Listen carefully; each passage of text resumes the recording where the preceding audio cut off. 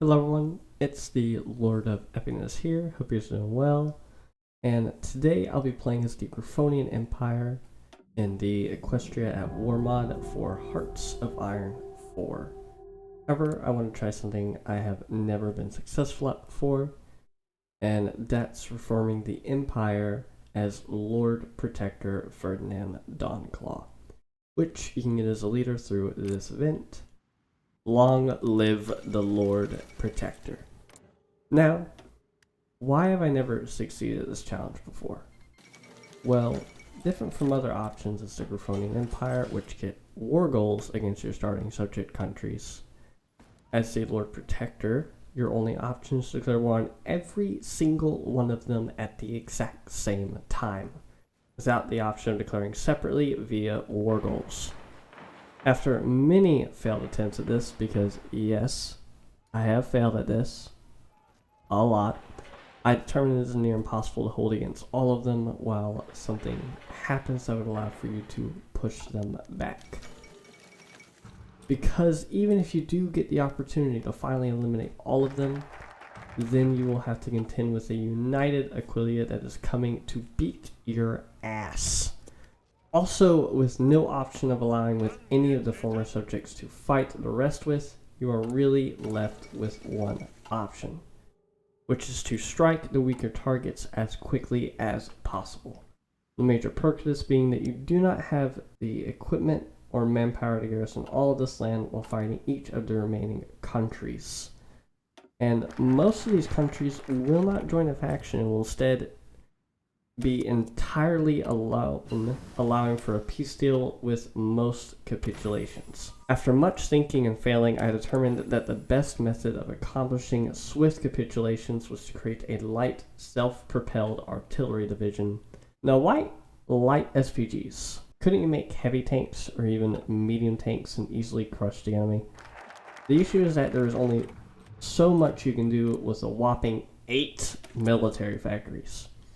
And generally, if you make medium or heavy tanks, you want mechanized to go with them, which take a while to research. Whereas if you do utilize light tanks, not only are you faster in other variations, you also are not all that worried about armor. Which means all you need to fill in the rest of the division is motorized, which you can receive 500 free trucks via the Commandeer Civilian Trucks decision under your economic policy. With the game plan now prepared, all that is left to do is start our war. Well, I guess we're going in.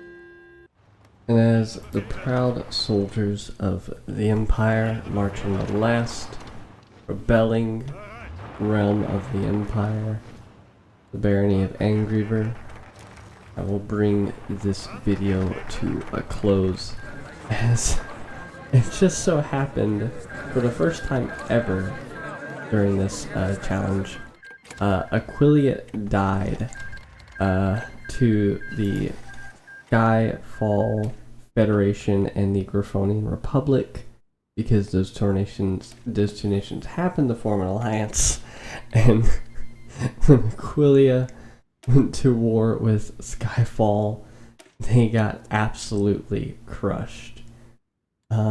Which is the primary foe, honestly. I mean, eventually you fight Wingbardy. I mean, there is the Griffonian Republic, but they themselves are usually not as crazy as Aquilia is. So, I will bring this video to a close. Thank you all so much for watching. You watched all the way to the end. I really appreciate it. And please, if you would, like, comment, and subscribe. And please do check out any of the other videos that appear on screen. I really appreciate it. Have a good day.